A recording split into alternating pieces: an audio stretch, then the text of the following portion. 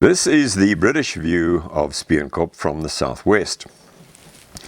After dark on the 23rd of January, Major General Sir Edward Woodgate led his attack force of 1,700 men across the valley immediately in front of where I'm standing onto the spur. You can see the spur quite plainly. It's a natural ramp that descends from the high point of Spioenkop down to the right, eventually disappearing behind the tree with the leafless branches. My name is Ron Gold, and we're reaching the end of the series of videos that we are making here at Three Tree Hill on the South African War. And in these last two sessions, we're going to deal specifically with the Battle of Spioenkop. Spioenkop is remembered for a number of reasons, but I'm going to look at just two of them. First of all, it was a battle of blood. It was a battle where both the Boers and the Brits would have higher casualties in a single day than any other battle during the entire 3 years of the war. But it is also a battle of blunders. And today I'm going to explore that and then deal with the bloody side of the battle in the next episode.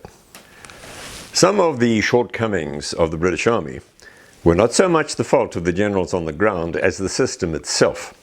This map shows us then General Buller's command post on Mount Alice on the south bank of the Tugela River, and across the river from him, the high ground, Spioenkop, the Twin Peaks, and other peaks off to the west. Unfortunately, the British had no contour maps. They had farm boundary maps, but those don't help you very much when you're trying to understand the features of the terrain. So the British Army is now decided to make an attack on Spioenkop, and the only knowledge they have of this ground is from what they can see. And this is going to cause enormous problems. The other difficulty they had was a lack of adequate military intelligence. This again, not the fault of the generals here at Spioenkop, but the generals here are led to believe that they are up against at least 15,000 Boers, possibly 20,000, and the Boers are supported by between 20 and 40 guns. Now, in the light of reality, that is ridiculous. In this area, there were about 3,500 Boers and 7 guns. The other problem, very quickly, is that the British did not have any structures back in England to explore tactics or war games. So these officers learned as they went along, and that's all very well, excepting many of them had never been in battles before. It makes sense that in any battle or war, one needs to have the right man for the job. So let's have a look here. We find that the Secretary for War appointed to command the army in Natal, General Sir Redvers Buller, holder of the VC, well-known soldier. But by Buller's own admission, he was not the man for the job. He was not a good planner. He was not a strategist. He was a fighting general. And despite his misgivings, he comes out here in command of the Army Corps. His lack of confidence was borne out when his army is soundly defeated at the Battle of Colenso, and his confidence takes a further dent.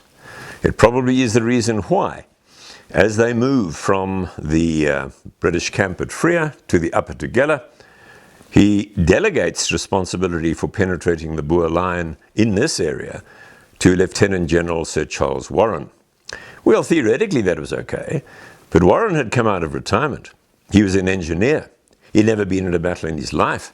He'd never seen large groups of soldiers in one place. He's spectacularly unqualified. And once again, Warren attempts to fulfill his obligations by making an old-style infantry attack on Boer positions, and after 2 days, he's achieved nothing and suffered over 400 casualties. He now decides that he will attack Spioenkop, the high feature, use it as an artillery platform.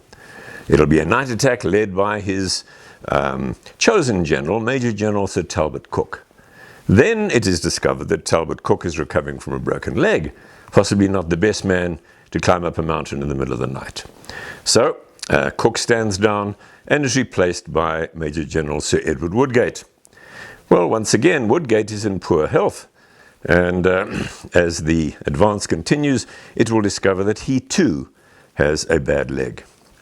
Despite the problems, the advance continues up the spur, led by General Woodgate but the guide was Colonel Thornycroft, who had in fact surveyed the spur through his field glasses.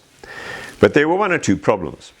Aware that the top of South African hills could be very rocky, the British had decided that every man would bring an empty bag with him, an empty sack.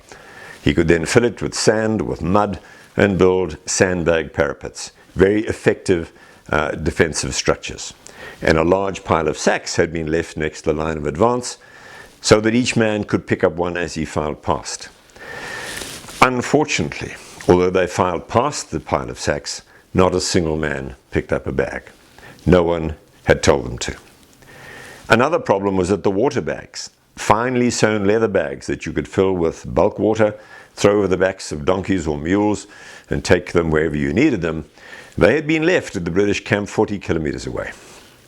The Indian stretcher bearers whose task it was thought that biscuit tins might work, but the biscuit tins had not arrived anyway. So a problem we're going to have is going to be a lack of water. The other problem, of course, you might remember that we are taking Spioenkop, or rather General Warren is, to mount artillery there. And not long before the advance began, he was told by the gunners, who had heard about this for the first time, that they couldn't possibly get their 15-pounder guns up the spur. So he decided he'd send the mountain battery, smaller guns that could be disassembled, the various pieces attached onto mules, and the mules could take the bits onto the summit where they would be reassembled.